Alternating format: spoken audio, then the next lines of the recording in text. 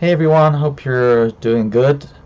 Um, and if you're not doing good, well, you're still, as I always say, you're still having an experience, and all experiences are good. So, um, even if they seem horrific at the time, I want to talk in this video. I've talked a lot about the power. I want to talk about the evolution of the power, um, how this comes from all of history to where we are now, in a more concrete way. So I want you to understand their motivation, their mindset. I get nervous talking about this stuff, I'll be honest with you, because I'm hoping anything I say stays under the radar, but um, I'm probably fine if 5 people watch it. I might not be fine if a lot of people eventually watch this, but we'll cross that bridge. Um, so all through history there are people with power. You go back to pharaohs, and pharaohs had slaves, and then Middle Ages, monarchs. And what these people learned who had power was to maintain their power. They have to convince the people under them that this is, how it's meant to be. This is a divine fate, that you're chained up and building my pyramid or doing all the work, and I just sit there in my throne. So this is the first early evolution of power versus mind slavery. They talk about it. Mind slavery is very, dramatic statement, but if you accept, which probably right now you don't, the idea that most people are running a program, essentially a biological program in their head that adapts to the environment they're in, and then it gets locked in, and that's what you perceive as who you are and your identity. And I will talk much more about this in much more depth later on. This was sort of the early evolution of the power trying to program you. I have a divine right to be king, or be a pharaoh, or run this church, or whatever. Right? This is the one trick pony thing that they all pull. The Catholic Church did it. The Pope is God's representative. The monarchs were God's representative. The pharaohs were gods. See the theme?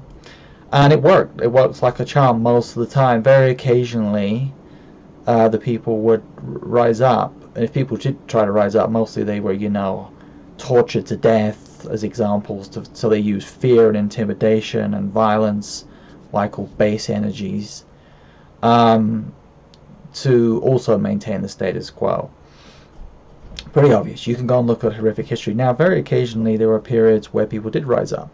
Interesting one in Europe, most maybe Americans wouldn't know about, probably don't study it, is in 1848 in Europe, most of the countries had revolutions except for England, and they overthrew their monarchies, and it kind of spread like a mind virus. I call it mind viruses. It kind of spread like a virus because one group saw another group do it, and they're like, "Wow, we could do that. We could chop the heads off our monarchy and take over." So you sort of see how it kind of can spread, like almost like I'm saying, like a virus there.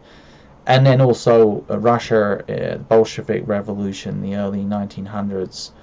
So the people with power, looked at that, like obviously they self-preservation, say, "My goodness, it looks like our charms are wearing off, our divinity, our all our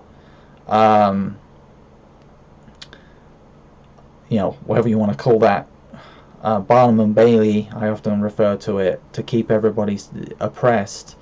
So the power itself then had to evolve some new tricks. The trick that they evolved after that sort of 1848 to early 1900s periods of revolution, which scared the power, is to distract people with wars. So then we had the First World War, where it's amazing how your desire to overthrow the power in your country goes away if you're sent off, and you have to spend 4 years basically being tortured in trenches and shot at and killed. So wars are a very effective method by which the power can distract the people under them if they start to threaten to revolt. So that's a new trick that they came up with. And then they also realized that the economy itself can be used. So if people are doing better, economically, they're happier. There's a reason they call bad economic times a depression, because people got depressed. It's very depressing when you don't have any food to eat and you're starving and you don't have any future and you can't have any dreams. So they realized the power of giving people a better standard of living, so they were less unhappy. So there's a direct, we're saying, math, science was word correlation. There's a direct correlation between people's perceived standard of living, how they feel about their lives, and their desire to overthrow the system and the people in power.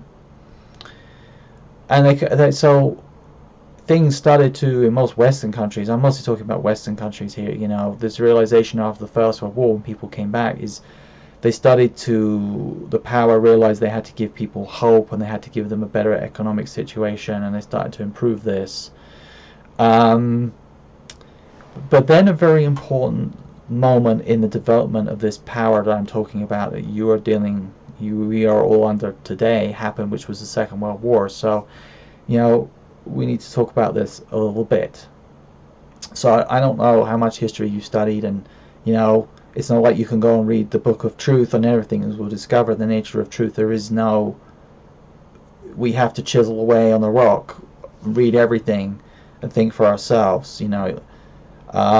The victors write the history books, so history itself is very difficult to get the truth. But I spent a lot of time in my life looking at what happened there. How did the Nazis take power? How did this global Second World War happen, and all the terrible things that happened, the Holocaust, Stalin killing? We don't even know. Let's say what Stalin did was as bad, really. 20 million plus of his own people. It was absolutely appalling. And the West doesn't come out of it either. We wrote the history after, but there's a lot of things that have been swept under the rug there about our part in what Hitler did and what Stalin did, that we would rather people didn't know. So we're not, the Western countries weren't blameless. But the basic reason was, after the First World War, France in particular wanted to punish Germany. So they took away their economic capacity, which is largely in an area called the Rhineland. This was their industrial base, and Germany had to pay what are called reparations. They had to pay money. So I know this sounds boring, but believe me, the detail of this is the problem we're up against. People's minds like, oh, this is where we have to, it's a famous Russian, if we don't learn the lessons of history, we're doomed to repeat them, or certainly history rhymes. Okay, the power learned a heck of a lot from what happened here, so I want you to understand it. It's very important. So that led to Germany. When the Great Depression happened, we had the Roaring Twenties, and then eventually we'll talk about something, the Kondratiev cycle, which is a Russian economist who discovered a generational cycle in economy. It's called the long wave. I'm not going to get into all that right now, because that's like quite deep. He was actually executed, I think, for discovering this, because the Russians wanted him to discover that capitalism would fail, and he had discovered that, in fact, it had this cycle that meant it would go on a really long time. So he got a bullet in the head for that. Or I think Siberia, anyway. Sorry, distracting myself. That's a very interesting sidebar to all this. The Germans went into an even worse depression, and then they had I think it was the Weimar Republic. Well, basically they were using wheelbarrows of money to pay for loaves of bread, hyperinflation. Their economy basically totally imploded, and the net result of that was the people had no hope. And what the power discovered from this Second World War, what happened, and we'd seen it all through history, is when people have no hope, they are very vulnerable to the rise of someone who is very extreme, and extremism. This is pivotal to understand about what has happened. So, we like to say Hitler came along and did this, but that isn't really a very deep understanding of what happened. What happens is, when the power is discovered from this Second World War, what happened is when people have no hope, they are very vulnerable to the rise of someone who is very extreme, and extremism. This is pivotal to understand about what has happened. So, we like to say Hitler came along and did this, but that isn't really a very deep understanding of what happened. What happens is, when of a large population of people are in a depression for a prolonged amount of time, they will eventually rally around some extremism, and it will inevitably lead to them blaming someone. In this case, it started with them blaming gypsies, and eventually that ended up with blaming Jewish people. There was a long process there, and there's a lot of things people don't know about, which I don't want to bore you all. But in the late 1800s, there was a science called phrenology, and this guy, doctors in America, Britain, rest of Europe, believed in this eugenics. It wasn't like Hitler came up with it and said, I've had this idea, I think there's this thing. No. So this is what I mean by, emergent ideas or consciousness. There's a lot of blame to go around there, that these ideas were accepted and put forward. The idea that, you could see a criminal type by looking at their forehead and reading their heads. It sounds crazy to you now, but this is what the scientists at the time, a lot of them supported and believed in. So these ideas eventually got represented in these depressed German people as someone to blame. We're going to blame the criminal types. And who are the criminal types? Well, eugenics says it's you, whatever. And it wasn't just the Jewish people. It started with gypsies, and then it went on to, deviants and criminal types, and eventually it was the Jewish people. And they would, if they hadn't been stopped, it would have been literally everyone. It's kind of like the Salem witch burning thing. Which, because these people have like all this low vibration, there's energy, it's got to go somewhere, there's hate, there's anger, there's depression, and that energy wants to express, and then they'll find someone who can express that, and that was this guy Hitler. So Hitler takes no credit. He isn't some amazing, people say, this, that, and the other. He's simply, I say, if you hold a hammer, you're going to find a nail to hit. These people were looking for a nail because they were a hammer, and Hitler was the convenient, and the Nazi movement was what they were looking for to express their anger and their frustration and their misery. The problem is that the other countries in Europe should have and did see this coming and did nothing about it, right? Because of fear. So, you've heard the appeasement movement, Chamberlain, they were like, well, Germany, we don't want to get into another war. We just had this horrible First World War, so we'll just ignore it. We'll just hope it all goes away, which was obviously stupid.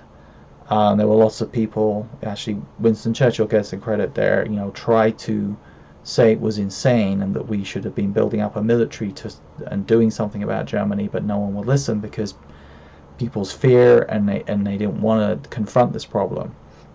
A lot of blame to go around. So call that a primer on that. I'm sure I've got something slightly inaccurate, but the problem was that then this Nazi movement, this expression of this energy that I'm talking about, low vibration, essentially almost destroyed the world. Like I said in other videos, the Germans were trying to get the hydrogen bomb. They could have got it. They had V2 rockets. They could have sent these weapons all over the world. We could have had Armageddon if they had been a few more years ahead. If America had not joined the war when it did, because of Pearl Harbor, etc., etc. A lot of it, just if we changed a few things there, our outcome would have been far even worse. But the power, here's what I want you to understand: the power realized at that point with the development of these new technologies like nuclear, well, it wasn't nuclear, but nuclear fission, hydrogen bombs, that and missiles, that technology evolved to a point where they can no longer risk, or they can't use wars anymore. Basically, they were using this tactic of wars to distract people. We can't have any more wars because these wars could annihilate us all, including the power. The power lost a lot in the Second World War. Power elites that were in Europe lost everything. So they realized that we can no longer use war as a distraction. We can't use divinity because people aren't going to buy that anymore.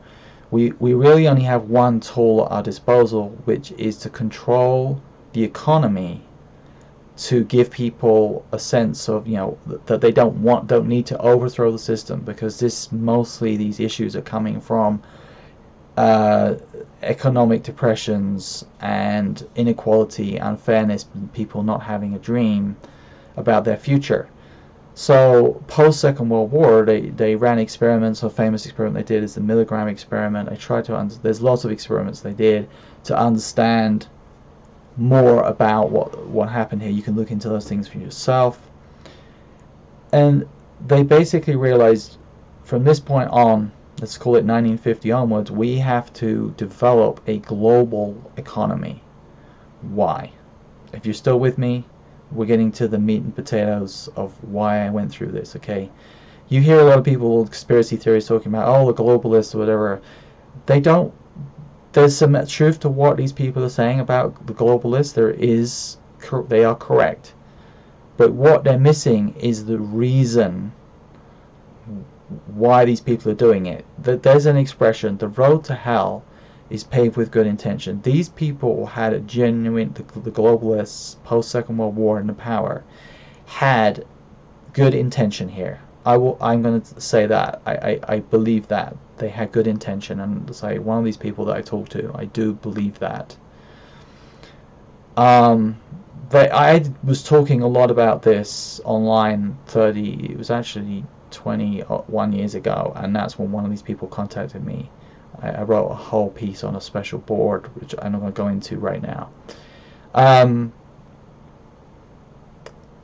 But yes, they realized out of this they have to create a global economy, because if you allow governments, in your individual government, to control the economy, what we saw with governments over history is that they will try and manipulate economies for elections.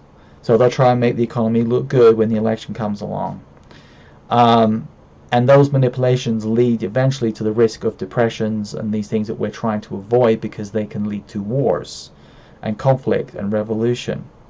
And the power doesn't want that. They've learned from this period, 1848 through 1945.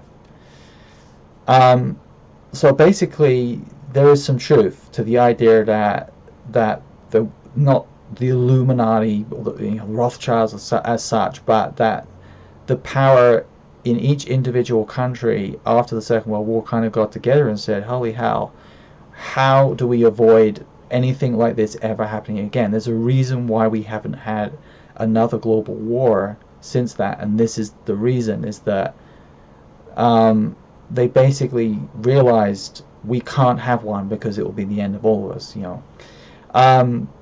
But to make sure that doesn't happen, we're going to have to synchronize our economies. Otherwise, if Russia or China or some power evolves and they go into another depression like Germany did, we're screwed. I mean, that is the inevitable consequence. So, okay, so I'll take a deep breath there. Right, I know that might seem hard to believe, because Russia and the United States then went into this nuclear arms race. Yes, because there's not one power. This is where it gets more complicated. There isn't one power in any country. There's competing powers. So there was military powers who wanted that arms race to get, you know, we talk about the military industrial complex, and that's just about money. They just wanted to justify giving a lot of money to the military. But ultimately, you know, at the highest level, the intelligence agencies and these militaries, they knew they were never going to launch first strikes, but the biggest decision they made was to try and eventually get the big economies of the world on a synchronized economic system. Okay, how can you even do that? That's a little bit, you know, most people haven't studied enough economics. So the way you control your economy is essentially through what we call the money supply, the amount of money that you create, you could say. But basically the banks will lend to people for businesses, that the interest rate that you charge on that, those are the two levers that you basically had. And so the first big decision and realization was that we have to create something called a central bank. We have to not have individual banks making those decisions. We need to centralize that power. So we create something called central bank. In the United States it's called the Federal Reserve Bank, but other countries also eventually moved to create the centralized power of banking. Now Russia, oh, but Russia are communists. Yes, at this point they couldn't join this. So China and Russia, what I tell people is that the power are plan extremely long term. They're extremely patient, and they're extremely smart. They're not this dumb version that people perceive. The deep state, the Illuminati, and all this stuff. That these people are. And they're mostly coming from a very good place of understanding the things that I've talked about on my channel and have thought about. There's some very deep thinkers, and they're trying to genuinely save us from ourselves, like I'm talking about our biological nature and these problems. But the road to hell is paved with good intention. That's the problem here. So keep following me here. So this process began in the 1950s into the 1960s, and the CIA also continued in the 1960s to run a lot of experiments to understand more about consciousness and the human mind, and our understanding increased, and some of that information filtered into this power's understanding of what they're going to need to do to keep everybody happy in in this global economic system. So they created the idea of the American dream. They they wanted public education systems in every country and a welfare state of some kind of safety net. All of these things were created not for our benefit, but essentially to prevent the people getting into another depression or rising up because of being unhappy with their economic lot. That's why they did it. Now this system, they realized they could use public education to, I talk about this cultural download, to essentially, you could call it indoctrination, you could call it education, whatever word you want to pick, but to give people what they want them to understand. The American dream, if it's an American kid in Britain, whatever it is, British culture, this cultural download I'm talking about, it became a very effective, efficient way of downloading that into people. Because they spend, all day, every day, and every kid was required to go. And obviously, it's a good thing because kids were getting some education, learning to read, write, whatever, but the main honest reason was that they want to keep everybody on the same page, this cultural page about, using tools like patriotism and religion and economic dreams. Now, as we move into the 1970s and 1980s, we had economic problems. In the 1970s, something called stagflation, and in the 80s we had a lot of riots in cities, and that was very concerning. And I could spend a lot of time going, and we could talk about the development of new economic theories, a guy called Milton Friedman and monetarism. But basically, they got a bit panicked, is what happened here in the beginning of the 1980s, because they were rioting in England, United States, because we were in this prolonged economic recession. I wouldn't call it depression, but so they basically took a flyer. They basically said, we have to take a risk here, and we're going to go with this theory called monetarism, and we're going to do things differently. And I don't want to get involved in explain that in this video because it's quite complicated. So I talked about how they centralized banking. They changed the model, so they took us off something that was called the Bretton Woods Agreement. Actually, that was a bit earlier, which tied money creation to something tangible like gold. Britain had done this actually a long time ago. The United States did that. We basically changed the system to one where central banks can just create money out of thin air, basically. There was some limit on it, what we call the reserve system. But it created what in financial terms is called leverage. So say for every dollar they had in the bank, they could lend 100 times as much. Let's put it that way. It's called a fractional banking system. This allowed them to get past this economic recession. But then in 1987, and as part of this also through electronics computing, they wanted to create this global system, so they created this electronic financial system where all the world's stock markets and financial systems were interconnected, essentially. Now, in 1987, there was a massive crash of this financial system that threatened to threatened to destroy and put us into a recession, where they absolutely panicked. So they had meetings and basically made a decision, some could say a fateful decision, that we can't allow this to play out. There's from this point on, there are no free markets. So the perception of free markets is an illusion past 1987. They realized that they can't have free markets because of the risk of this financial collapse that started to happen in 1987. That by allowing this fractional banking, something called securitization and something called derivatives, which are very complicated ideas that I don't want to get into here, and by adopting monetarism that they had introduced into this global financial system, they were trying to create a massive risk of a collapse, which had started to happen in this 1987 crash. So they realized we cannot have true 100% free markets because that introduces too much risk, and we cannot under any circumstances have a failure because that could lead to this global war that will wipe us all out. So they invented something called the PPT, the plunge protection. So they started say, well, if markets are doing something that's a bit crazy, we'll intervene. The road to hell is paved with good intentions. So you start with, I'm only going to intervene when something really catastrophic happens. We can't allow that. Well, to go forward, okay, so that all worked out till 1998, and then there was this bank. And most people, by this point, the media is also, I have to talk a lot about the media. The media had to be brought under control because the power realized the power of the media, that most people are getting their information. We learned from the milligram experiment that most people believe in authority, and the media for most people at that point was authority. So there was a long evolution here. I put another video of use of the media and their use of the media as a programming tool, a conditioning tool. So you won't have heard of LTCM, but in 1998, LTCM was a bank that collapsed in Russia.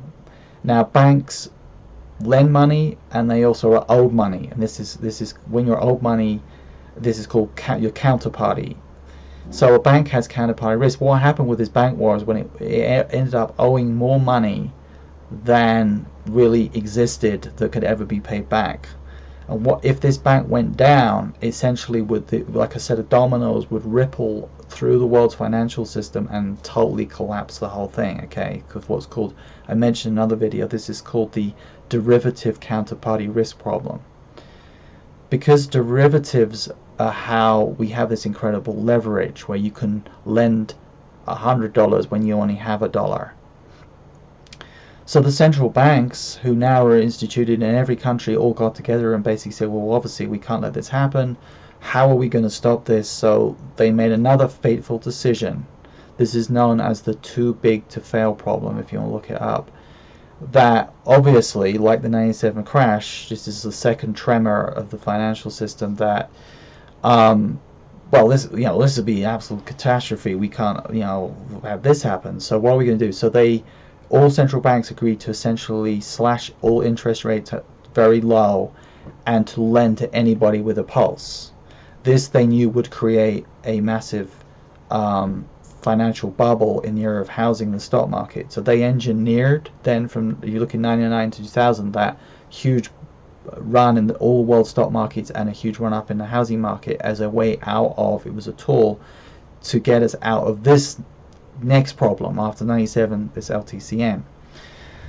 And then their aim was, well, we'll let the air out. We'll talk about creating a bubble, and then we'll let the air out when things are more stable, which is what they did in 2000. We had this big recession, 2000, 2002, as these central banks tried to gently let the air out of the bubbles they had engineered. So bubbles, people talk about bubbles, as famous book Charles Mackay and the Madness of Crowds about the South Sea bubble and the history of bubbles. So bubbles are a result of exuberant human nature and piling in and greed.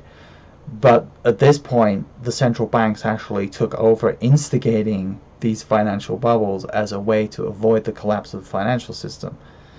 Sorry, central banks, don't. Yeah, I actually called this at the time the bullet in the head problem. If you had a choice of a loaded gun on a desk, and someone said to you, you got a choice. You can shoot yourself in the head right now, or you can shoot yourself in the head later. We're going to put it off. Every single person, unless they're suicidal, is going to put it off. And the central banks were in the same position, so I didn't blame the central banks. There's a lot of history I'm leaving out of how they got into this situation of this unstable financial system. But their solution ended up always being the same thing here, which is let's inflate the money supply to create asset bubbles, stocks, houses, and then when things are stable, we'll try and calm things down. Okay. Remember, the power's main objective all the time is to prevent any kind of depression or prolonged recession, because that's what could lead to their overthrow, people questioning things, or global conflict that could bring us all down. Very good intention, but now we're starting to get to the road to hell part of it.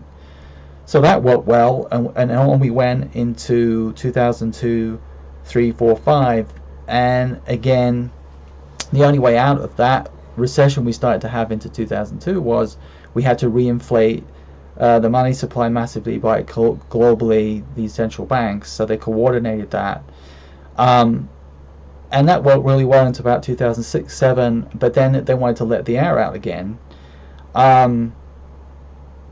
But what they realized was that the housing bubble had got so big globally that there was going to be a big problem. Behind the scenes, what most people don't know is that the banks were told, to lend to anybody with a pulse. We don't care how big their mortgage is and what their pulse is. If they're even alive, just give them a mortgage. And the banks are like, people running the banks are, well, what happens when this goes to hell? And they were promised, don't worry, we'll bail you out. This is the central bank will bail you out. The government will bail you out. So in 2006-7, the housing market, they tried to let some air out, and of course it collapsed, because this is what happens. It's very difficult to manage this process of inflating bubbles and then deflating them a little bit. They can't really have the level of precision. And then so the banks came and said, well, my God, this is a banking collapse. Those people who remember the 2007, it's like, oh my God, this is like the 1930s, a banking crisis.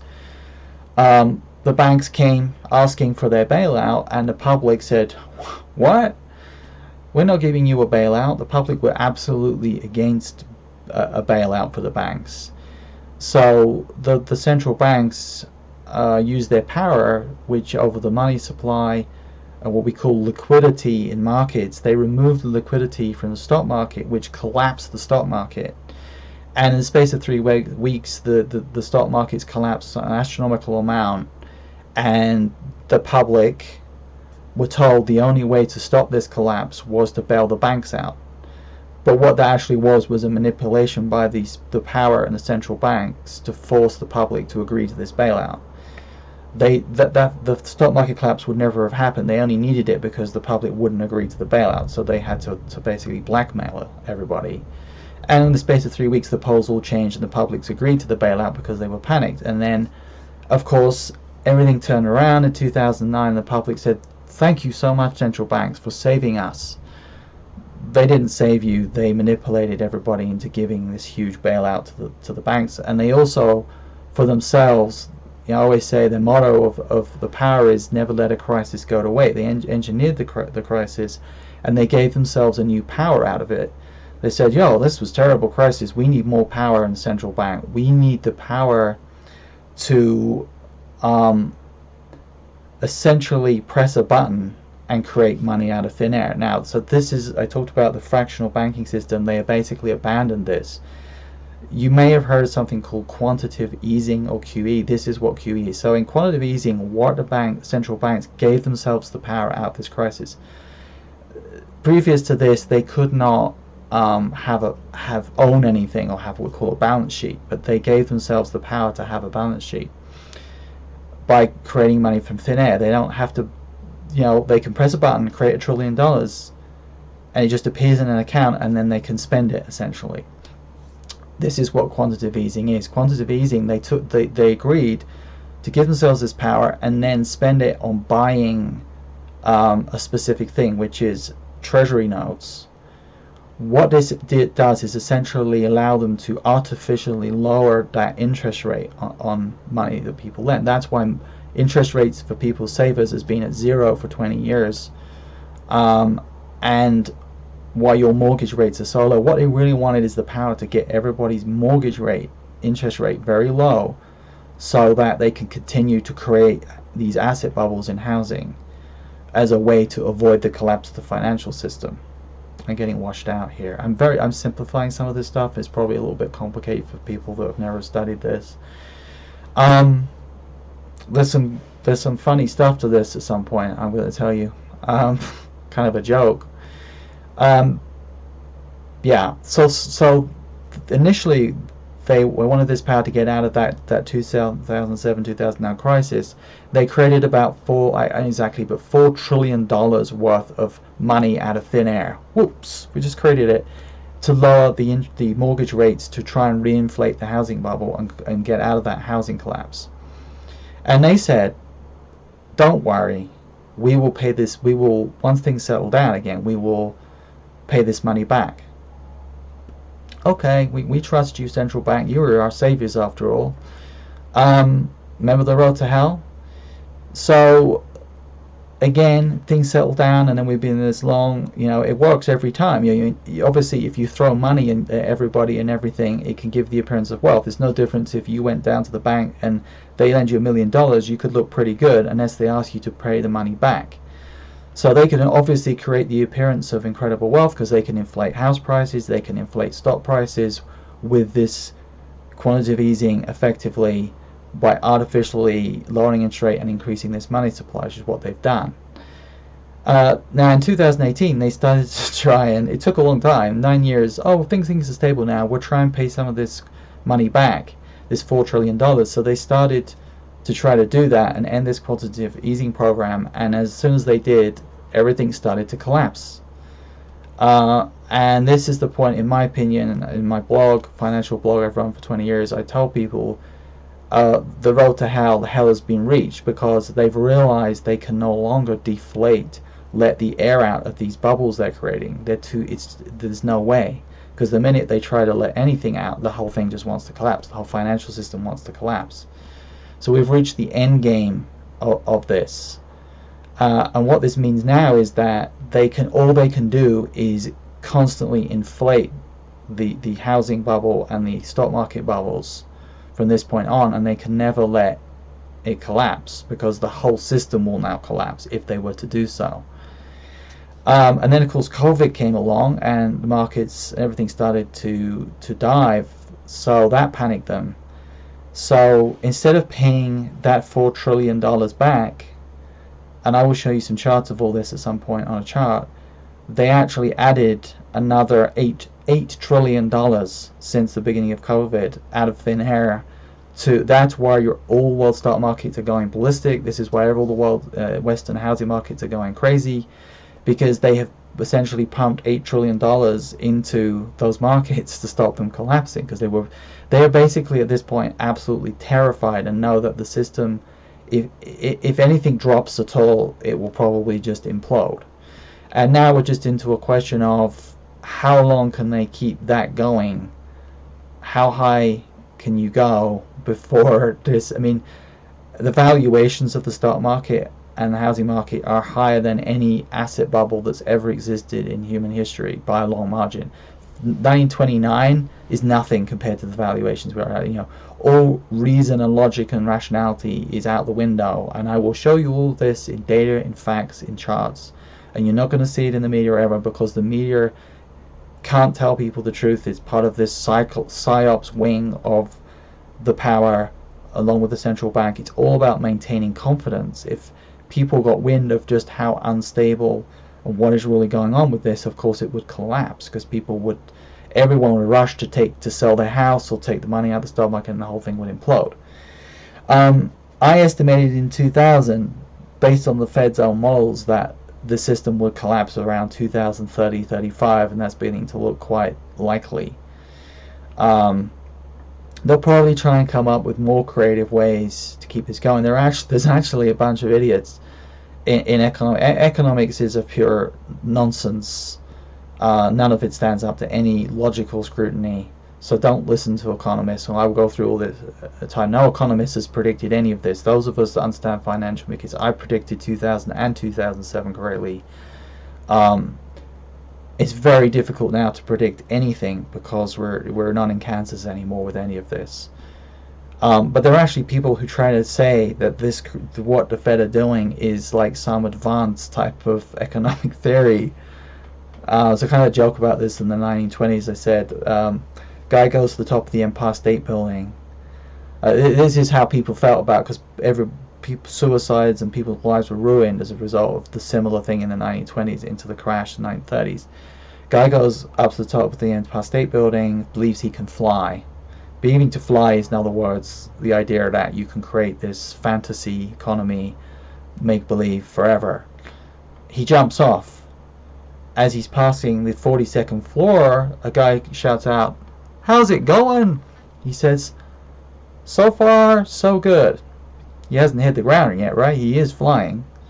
And this is what you're living through right now, is that because the financial system has not collapsed yet, because we're at the 42nd floor, that there's people who look at this and who are trying to convince themselves that, well, we can fly. We cannot fly.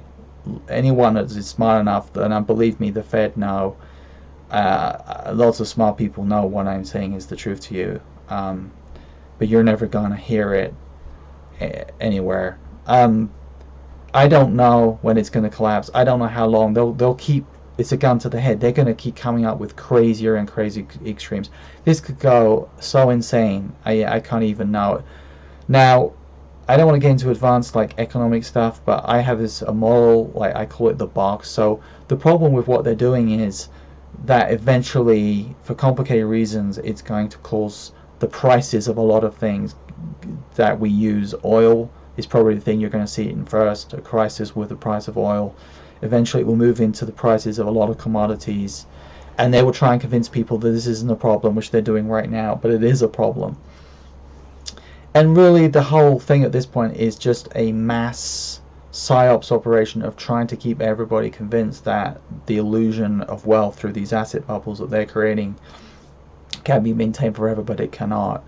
And I don't know what event it will be. As a very brilliant guy called Nicholas Taleb, who is one of the world's best probability mathematicians, and talks about black swans, and it'll probably be something we cannot foresee that could bring this down, or it will just fall eventually in 5 or 10 years after an incredible asset bubble where everybody loses their mind, which is sort of what's happening right now.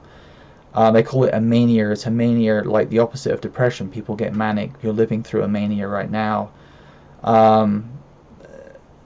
I see it very clearly. So I don't know how long. I can't give you precise timing. I estimate any time now into the next 10 to 15 years is a very high risk window.